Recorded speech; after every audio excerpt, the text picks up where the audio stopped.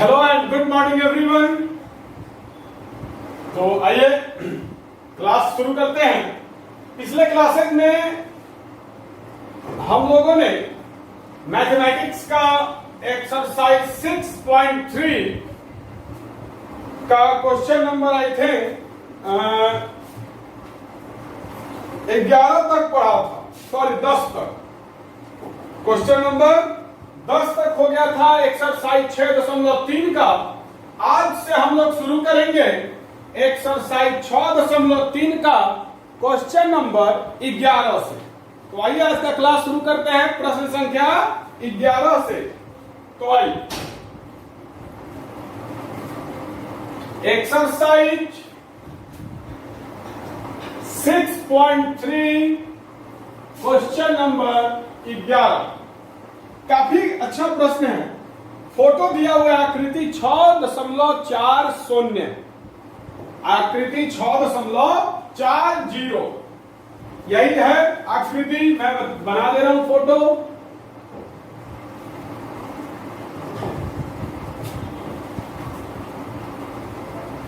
एक त्रिभुज है ABC और इस त्रिभुज का आपको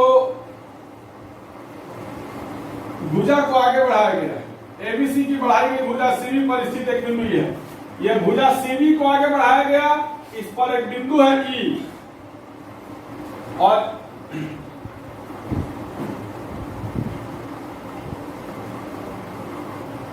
लंब डाला गया।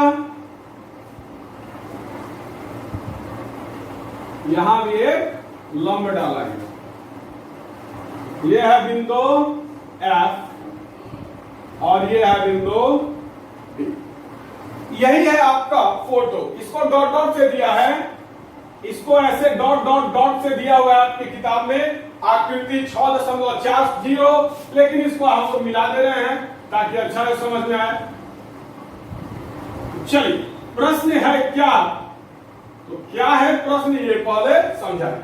बोल रहा है आकृति 6.40 में, इस आकृति में AB बराबर AC वाले, देखिएगा अब इस फोटो को मैं काट रहा हूं।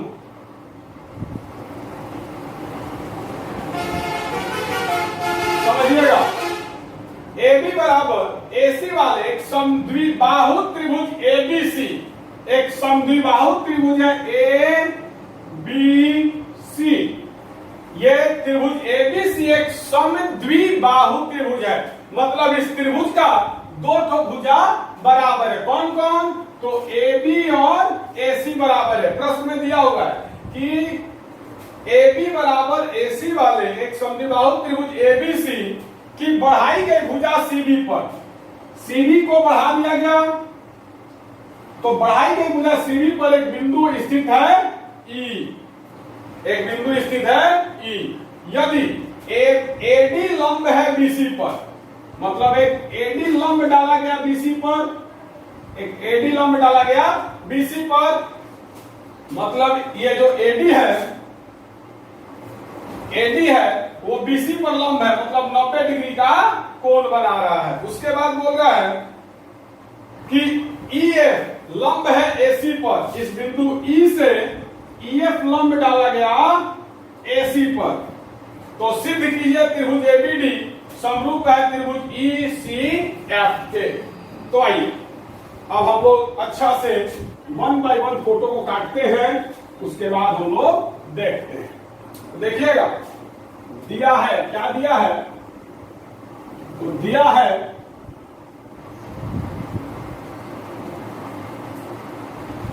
AB बराबर AC कॉमा AD लंब BC, तो AD लंब BC अर्थात कोण D बराबर 90 डिग्री। AD लंब है BC पर, इसका मतलब क्या होगा?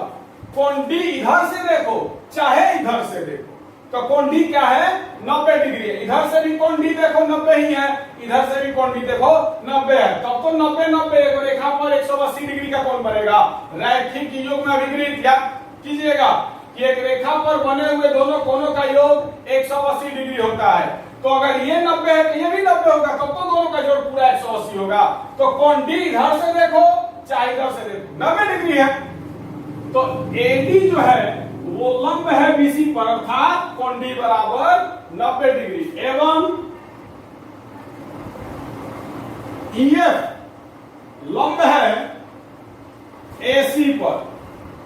ये जो ईएफ है, ये जो ईएफ है ये लंब है एसी पर, यहां पर आप देख सकते हैं। इसका मतलब ये जो कोण एफ है इधर से देखो चाहे ये कोण इधर से देखो, ये कोण कितना है 90 डिग्री है। तो लिख दीजिए अर्थात कोण एफ बराबर 90 डिग्री है। क्लियर? सिद्ध क्या करना है तो आइए देखा जाए।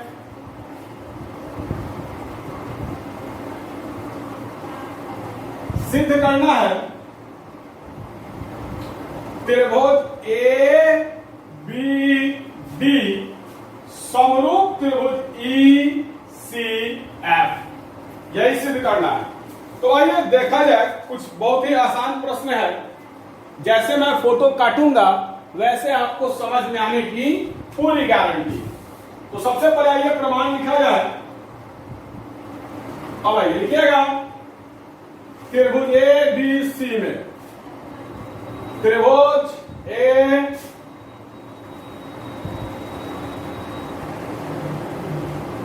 त्रिभुज ए बी सी में, त्रिभुज ए बी सी में, चूंकि इस त्रिभुज ए बी सी में चूंकि ए बी बराबर ए सी दिया है,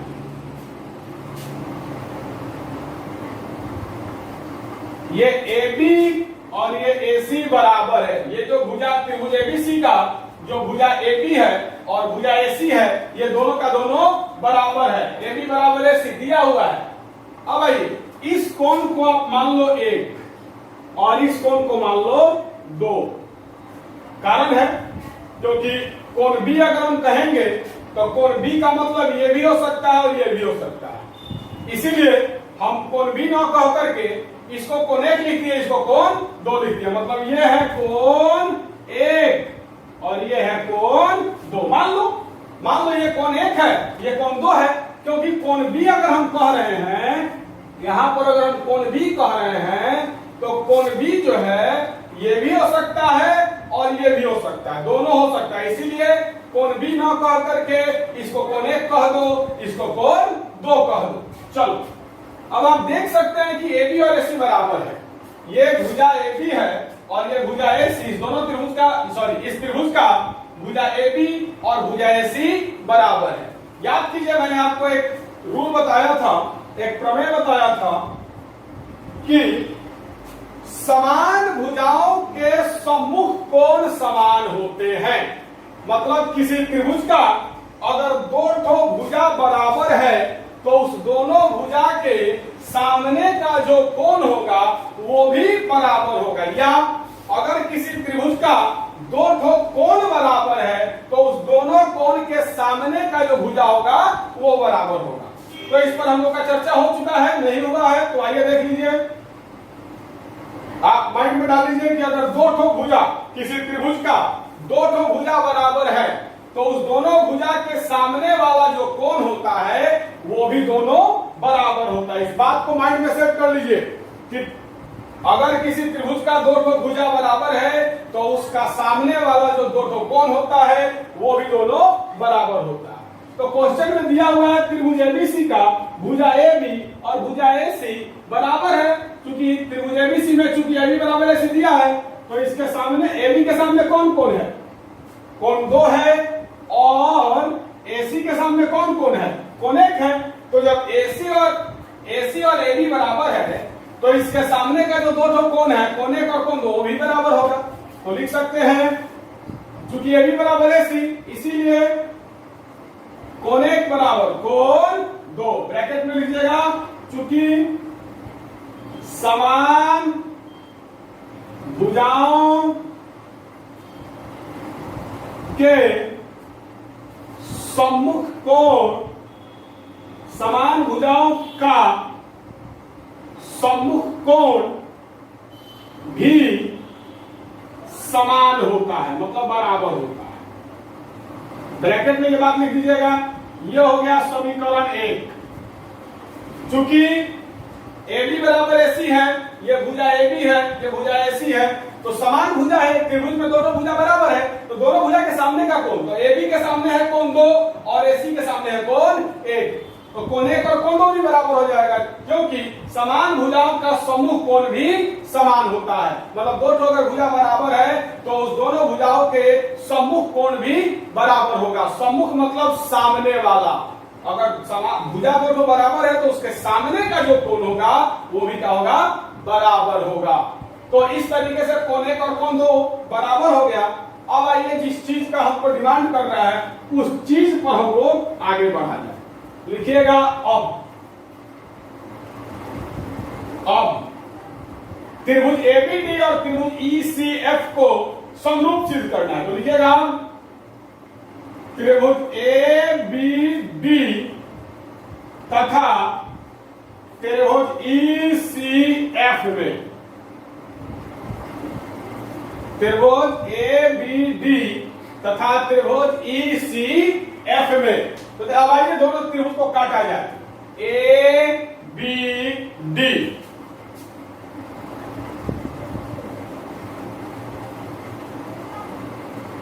ए बी डी, ये त्रिभुज एबीडी, ये त्रिभुज है, इसको हम लोग यहां काट लिए। ए बी डी ये है कोण 1 और यहां पर दिया हुआ है कोण डी बराबर 90 डिग्री, तो ऐसा चिन्ह बना दीजिए कोण डी बराबर 90 डिग्री। कोण डी इधर से देखिए वो भी 90 होगा, इधर से देखिए तो भी 90 होगा। आइए इधर से लगा ले रहे हैं, मेरे को कोई दिक्कत नहीं है। तो कोण डी बराबर 90 डिग्री। उसके बाद बोल रहा है तो त्रिभुज ए बी डी, तो त्रिभुज ए बी डी को हमने काट लिया, इस त्रिभुज को हमने यहां पर काट लिया। उसके बाद है त्रिभुज ई सी एफ, ई सी एफ मतलब ये त्रिभुज, ई सी एफ मतलब ये जो त्रिभुज है, इस त्रिभुज को हम अब काटने जा रहे हैं।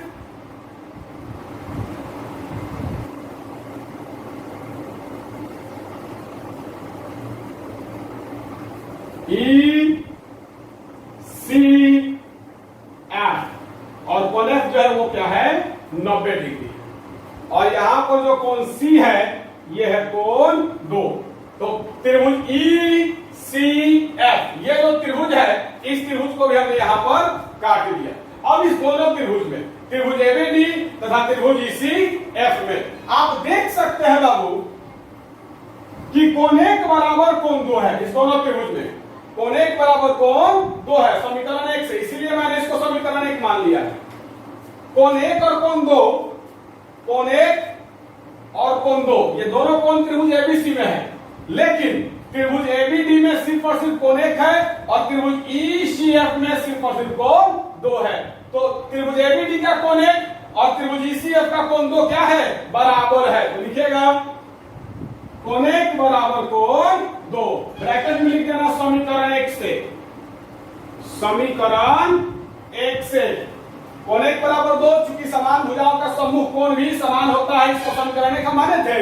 तो कोण 1 बराबर कोण 2 समीकरण 1 से जस्ट हम लोग हल किए हैं, जस्ट अभी सिद्ध किया कि कोण 1 और कोण 2 बराबर है। तथा कोण डी बराबर कोण एफ बराबर 90 डिग्री दिलेगा, दिया है। आप देख सकते हैं इस त्रिभुज का, त्रिभुज एबीडी का जो कोण डी है, ये जो कोण डी है, और त्रिभुज ईसीएफ का ये जो कोण एफ है, ये दोनों 90 डिग्री दिया हुआ है। कोण डी बराबर 90 डिग्री और कोण एफ बराबर भी 90 डिग्री। तो तथा कोण डी बराबर कोण एफ, डी और एफ दोनों 90, दोनों बराबर हो जाएगा। तो कोण डी बराबर कोण एफ बराबर 90 डिग्री, दोनों का 90 डिग्री इसलिए बराबर है, ये बात दिया हुआ है। तो सीना तान के लिखिएगा, अतः त्रिभुज ए बी डी समरूप हो जाएगा त्रिभुज ईसीएफ के। कैसे, तो इस दोनों त्रिभुज का दो ठो कोण आपस में बराबर हो गया। और अगर दो ठो त्रिभुज का दो ठो कोण आपस में बराबर हो जाए तो एंगल एंगल उप प्रमेय से दोनों त्रिभुज समरूप हो जाएगा। क्लियर? तो माइंड में सेट कर लीजिए, एंगल एंगल ऊपर में आपको बताया गया है। अब इस दोनों त्रिभुज में दो ठो कोण बराबर हो गया तो ये दोनों त्रिभुज समरूप हो जाएगा एंगल एंगल उप प्रमेय से। दो ठो कोण बराबर हो गया तो दो ठो कोण बराबर हो गया तो फिर दोनों का दोनों समरूप हो जाएगा। यही कहता है एंगल एंगल उप प्रमेय, एंगल एंगल उप प्रमेय से प्रूव। तो चलिए बुआ जी वीडियो को रोकिए और उतारिए, तो फटाक से उतारिए।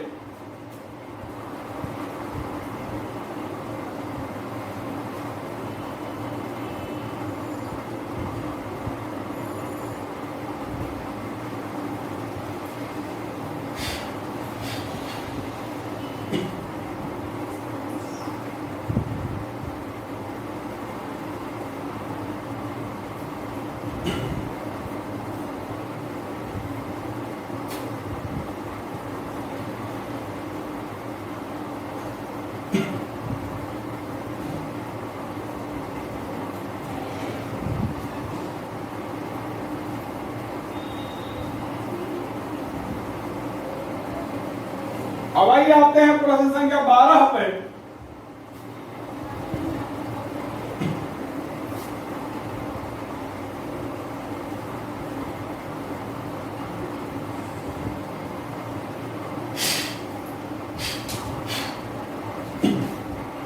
प्रश्न संख्या 12 दिया है, क्या क्या दिया है तो पहले लिख दे।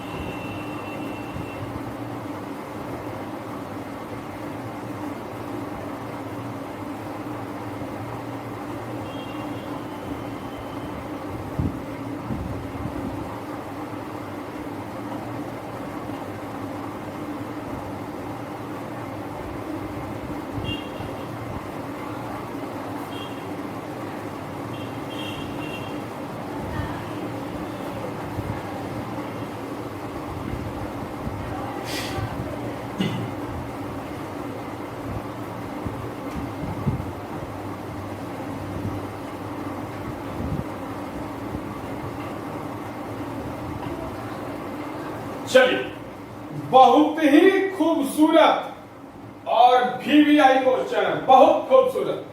क्या बोल रहा है? तो एक त्रिभुज है ABC, एक त्रिभुज है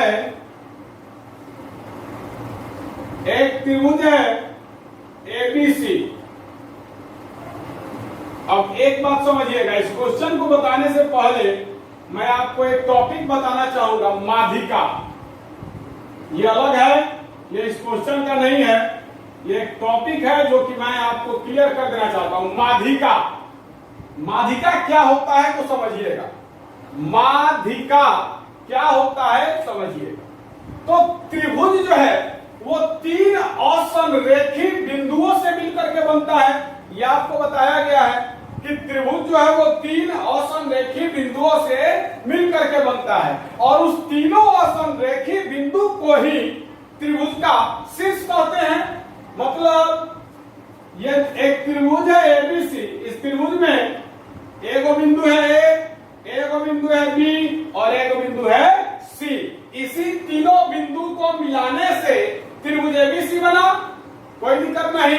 तीन को बिंदु है, एगो बिंदु है ए, एगो बिंदु है बी और एगो बिंदु है सी। इसी तीनों बिंदु को मिलाया गया तो त्रिभुज बना। तो इस तीनों बिंदु को त्रिभुज का शीर्ष कहते हैं।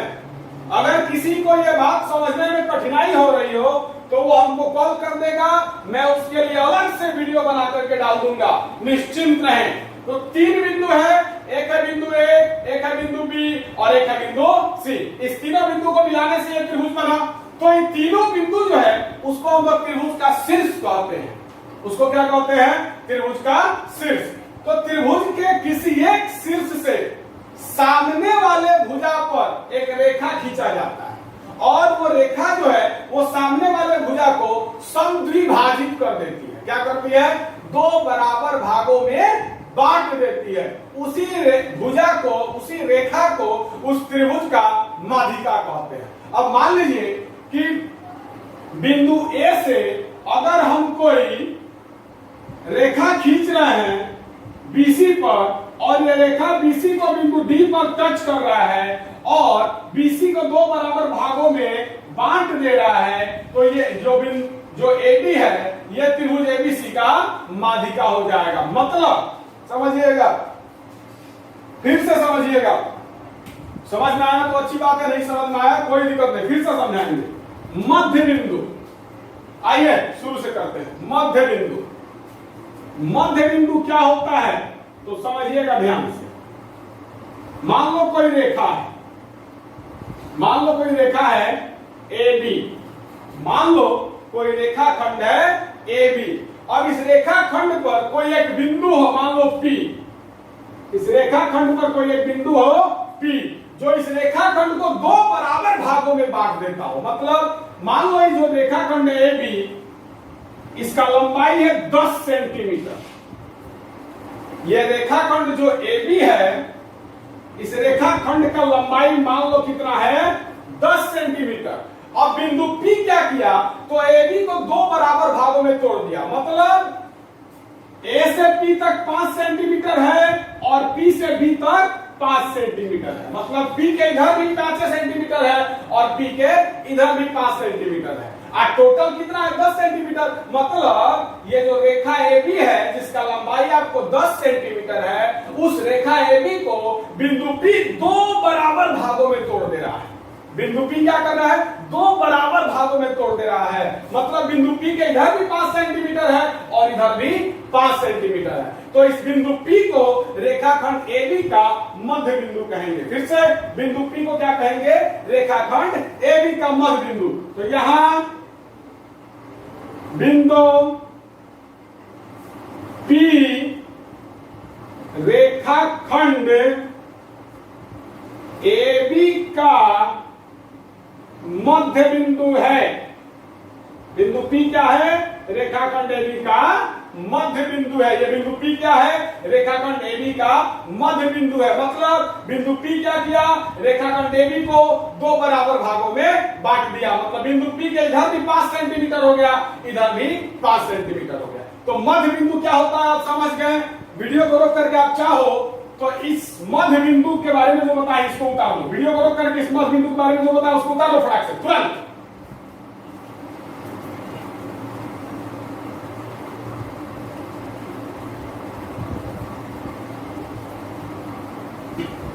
चलिए अब आइए माध्यिका पर। अब आइए माध्यिका। तो मान लो कोई त्रिभुज है एबीसी, मान लो कोई त्रिभुज है एबीसी। तीन को बिंदु है, वो बिंदु है ए, एक बिंदु है बी और एक बिंदु है सी। इस तीनों बिंदु को मिलाने से एक त्रिभुज बना एबीसी। अब मान लो इस त्रिभुज में भुजा कै गो हो गया? 3 गो।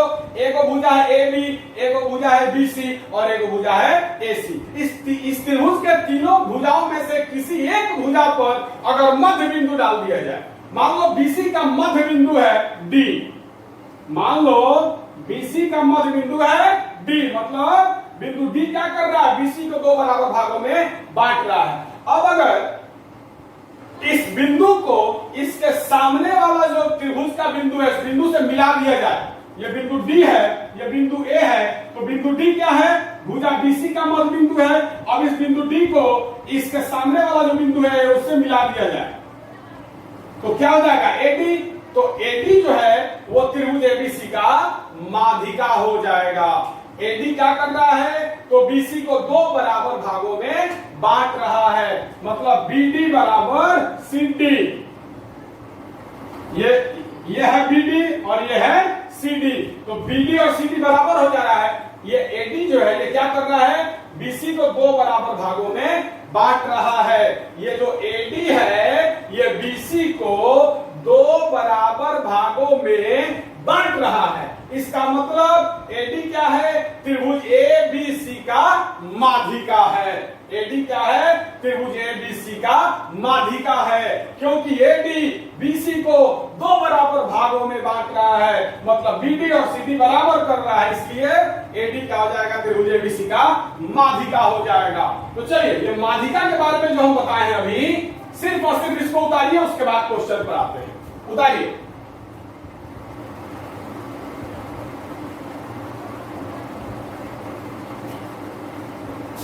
वीडियो को रोक करके उतारिए जल्दी। चलिए तो आइए अब वापस क्वेश्चन पर आते हैं। दिया है क्वेश्चन नंबर 12 में 2 फोटो दिया हुआ है आपके किताब में। आई थिंक आकृति 6.41 है।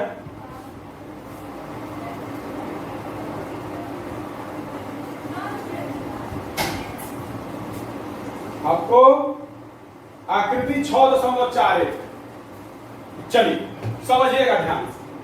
आकृति 6.41 में 2 त्रिभुज दिया हुआ है। एक त्रिभुज है ए बी सी और एडी जो है इस त्रिभुज एबीसी का माध्यिका है। यहाँ पर लिखे हुए हैं एडी तथा पीएम क्रमशः त्रिभुज एबीसी तथा त्रिभुज पीक्यूआर की माध्यिका है। मतलब ये एडी जो है वो त्रिभुज एबीसी का माध्यिका है, मतलब एडी क्या कर रहा है? बीसी को 2 बराबर भागों में बांट दे रहा है, मतलब बीडी और सीडी बराबर कर दे रहा है। वैसे ही ये पीएम जो है ये त्रिभुज पीक्यूआर का माध्यिका है, मतलब कि ये पीएम जो है वो भुजा क्यूआर को 2 बराबर भागों में बांट दे रहा है। ये पीएम क्या कर रहा है? तो क्यूआर को 2 बराबर भागों में बांट दे रहा है।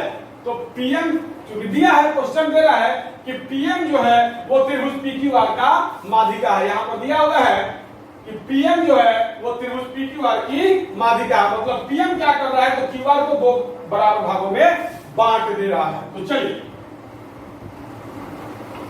उसके बाद दिया क्या है?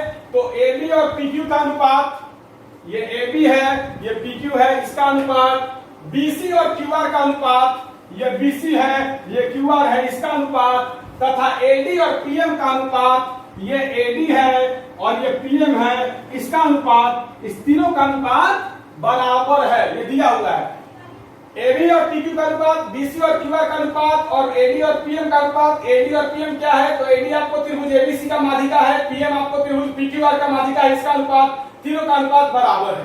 तो सिद्ध कीजिए त्रिभुज एबीसी समरूप है त्रिभुज पीक्यूआर से। ये तो त्रिभुज एबीसी है वो और त्रिभुज पीक्यूआर जो है वो समरूप सिद्ध करना हम लोगों को। तो आइए मजा आएगा। लिखिएगा प्रमाण,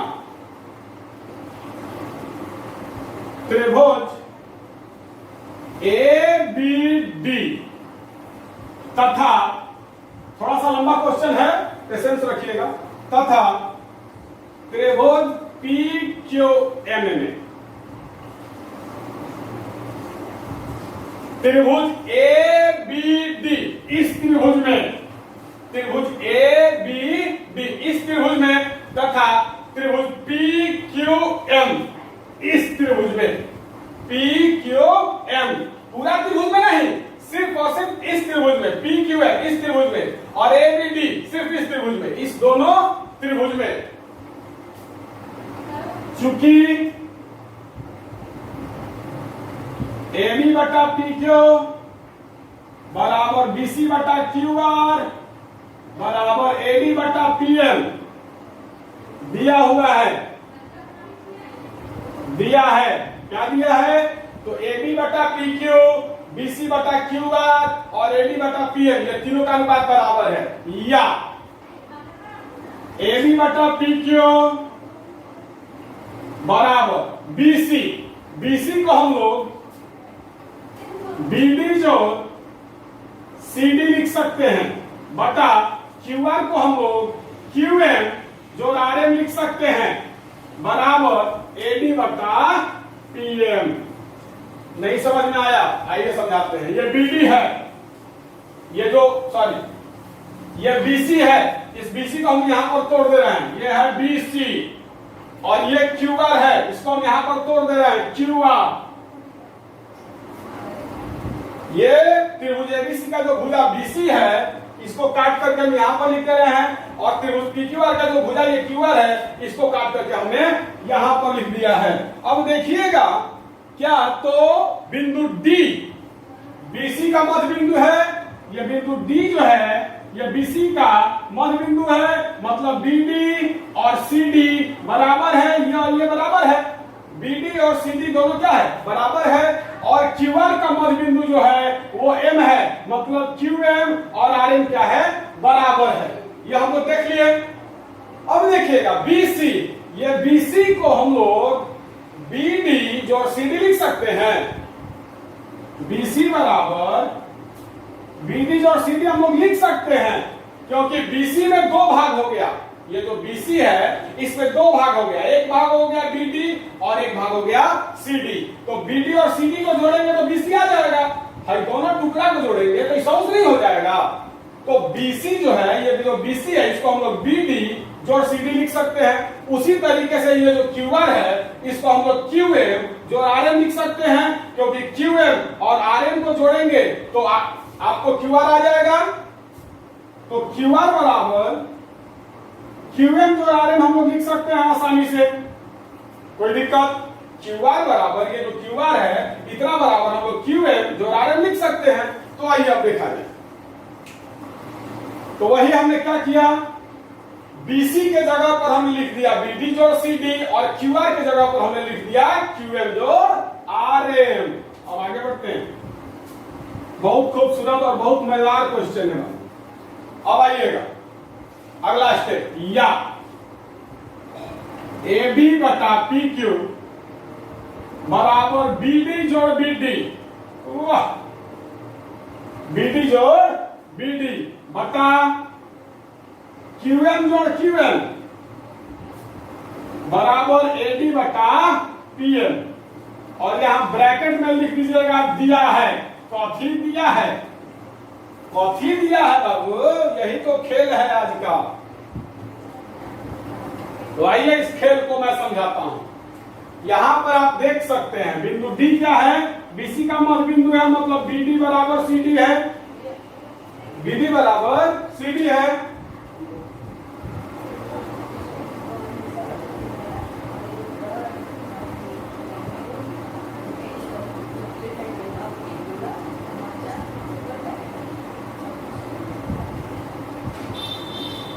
तो ये जो बिंदु डी है ये भुजा बीसी का मध्य बिंदु है, मतलब बीडी और सीडी बराबर है।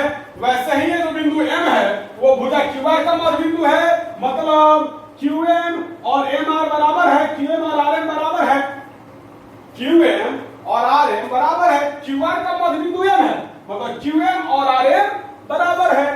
तो जब बीडी और सीडी बराबर है तो यहाँ सीडी के जगह पर हम बीडी लिख सकते हैं। ये बात तो दिया हुआ है, क्या दिया है? तो बीडी और सीडी बराबर है, क्योंकि डी जो है मतलब एडी जो है वो बीसी का मध्य बिंदु है, त्रिभुज एबीसी का माध्यिका है।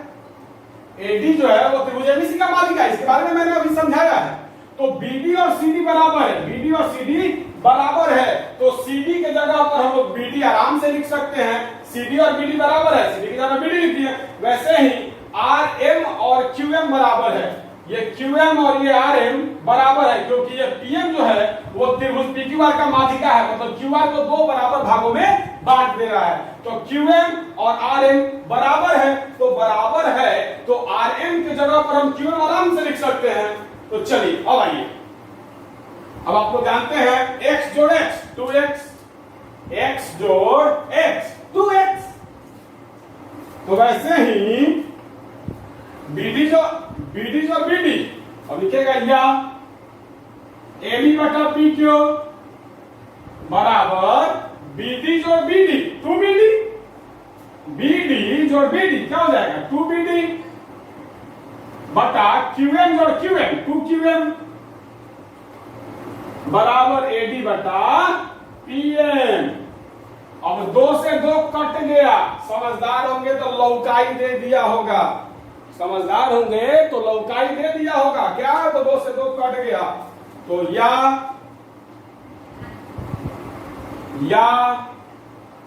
AB बटा PQ बराबर BD बटा QM बराबर AD बटा PM। तो चलिए पहले वीडियो को रोक करके उतारिए, तो उसके बाद हम यहां पर मिटा करके इससे आगे बनाएंगे, लंबा क्वेश्चन है। पहले वीडियो को रोक करके उतारिए।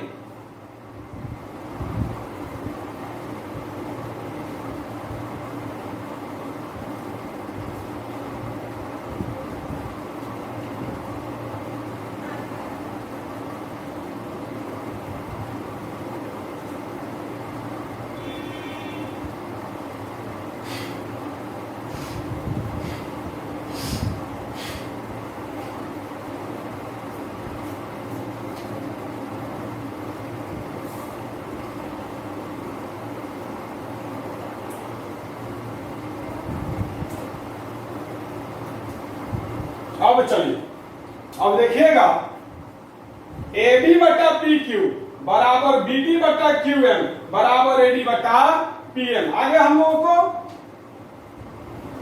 मतलब कहने का क्या होगा, हम लोग किसमें चले थे, हम लोग चले थे त्रिभुज ABD तथा त्रिभुज PQM में।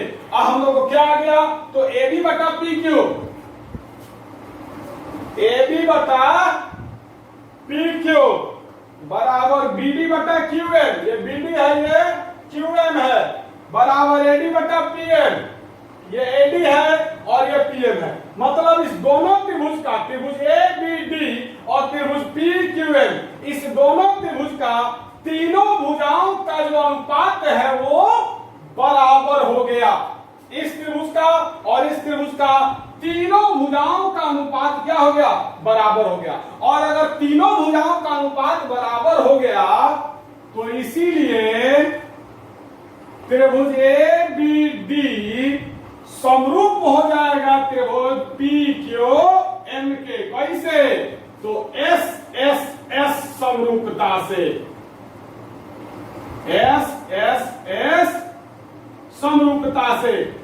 SSS समरूपता क्या कहता है, बताया गया है। SSS समरूपता कहता है कि अगर दो ठो त्रिभुज का तीनों भुजाओं का अनुपात बराबर हो तो वो दोनों त्रिभुज समरूप होता है। तो यहाँ पर त्रिभुज ABD और त्रिभुज PQM के तीनों भुजाओं का अनुपात, AB और PQ का अनुपात, BD और QM का अनुपात, AD और PM का अनुपात, तीनों भुजाओं का अनुपात बराबर हो गया। तो इसीलिए तीनों भुजा क्या हो गया, सॉरी इसीलिए दोनों त्रिभुज क्या हो गया, समरूप हो गया SSS समरूपता से। अब जब दोनों त्रिभुज समरूप हो गया, ध्यान से समझिएगा, अब जब दोनों त्रिभुज समरूप हो गया तो फिर संगत कोण भी तो बराबर हो जाएगा। बात स्पष्ट है, संगत कोण भी बराबर हो जाएगा। मतलब इसीलिए कोण B बराबर कोण Q। कैसे, तो ये तो हम लोग देख लिए हैं क्या, तो AD और PM, ये ध्यान दीजिएगा, AD और PM का अनुपात है, मतलब AD और PM क्या है, संगत भुजा है। AD और PM क्या है, संगत भुजा है। तो ध्यान से देखिएगा, AD के सामने का कोण कोण B है और PM के सामने का कोण कोण Q है। और अभी हम लोगों ने देखा है कि AD और PM संगत भुजा है, तो AD और दोनों त्रिभुज समरूप हो गया। तो दोनों त्रिभुज समरूप हो गया तो संगत भुजा, सॉरी संगत भुजा के सामने का कोण ही बराबर हो जाएगा, क्योंकि दोनों त्रिभुज समरूप होता है जब उसका तीनों संगत कोण बराबर होता है और तीनों संगत भुजा का अनुपात बराबर होता है। तो अगर दो त्रिभुज समरूप है तो उसका तीनों संगत कोण बराबर होगा और तीनों संगत भुजाओं का अनुपात भी बराबर होगा। तो वैसे ही एडी और पीएम आप देख सकते हैं कि तीनों भुजाओं का अनुपात बराबर हो गया, मतलब दोनों त्रिभुज समरूप हो गया। तो एडी और पीएम, एडी के सामने वाला कोण है कोण बी और पीएम के सामने वाला कोण है कोण क्यू, तो इसीलिए कोण बी और कोण क्यू बराबर हो जाएगा। इसको मान लो समीकरण 1। अब आएगा खेल में मजा। अब आपको मात्र 2 लाइन हमको लिखना होगा और खेल खत्म। इस क्वेश्चन का अच्छा क्वेश्चन है बाबू।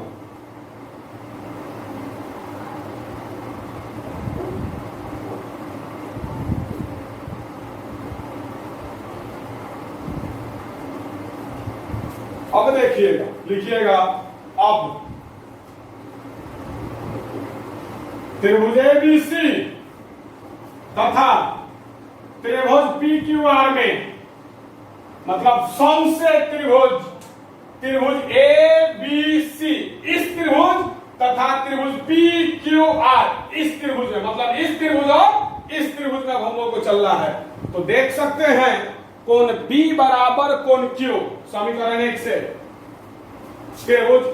त्रिभुज एबीसी में कोण B है, त्रिभुज पीक्यूआर में कोण Q है। आइए यहां पर साइड में बना दे रहे हैं। अभी तो मजा आना शुरू हुआ है।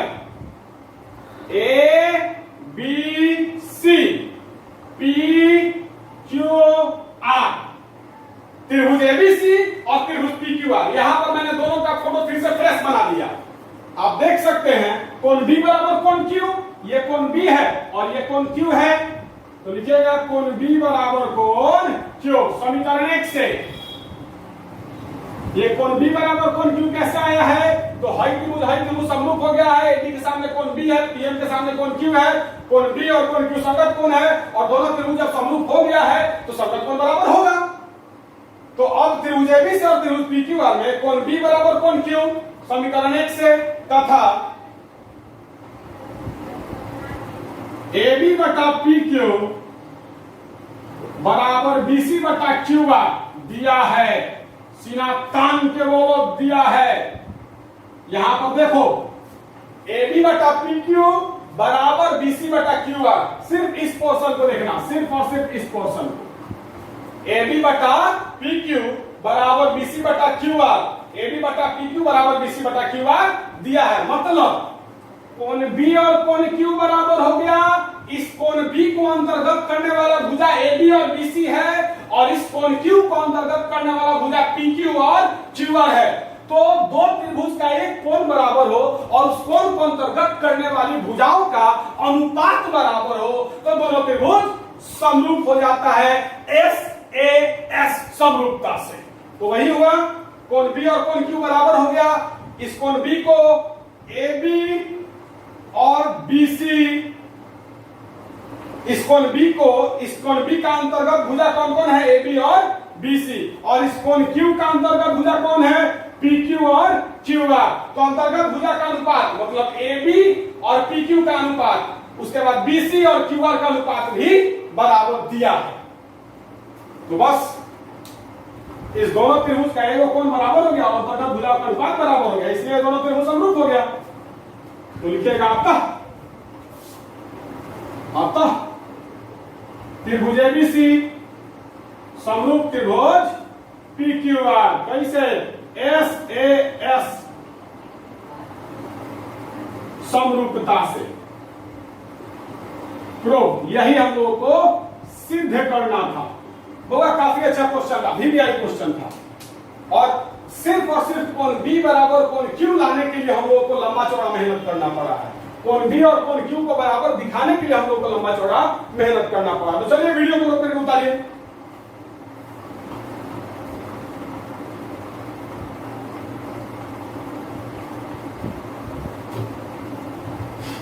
तो चलिए, आई थिंक आपको नहीं उतार लिया होगा। तो आज का क्लास यहीं पर रोकते हैं। क्वेश्चन नंबर 11 और क्वेश्चन नंबर 12 समझ में आया या नहीं आया जरूर बताइएगा। अगर नहीं समझ में आया होगा तो फिर से उसका वीडियो बना करके डालेंगे। जो भी दिक्कत हो, अच्छा लगे वीडियो, बुरा लगे, जो भी हो मुंह पर बोलो कि सर अच्छा लग रहा है या फिर खराब लग रहा है या फिर हमको फलाना चीज समझ में नहीं आएगा, फिर से समझें। तो ठीक है, आज का कार्रवाई यहीं पर समाप्त करते हैं। बहुत बहुत धन्यवाद।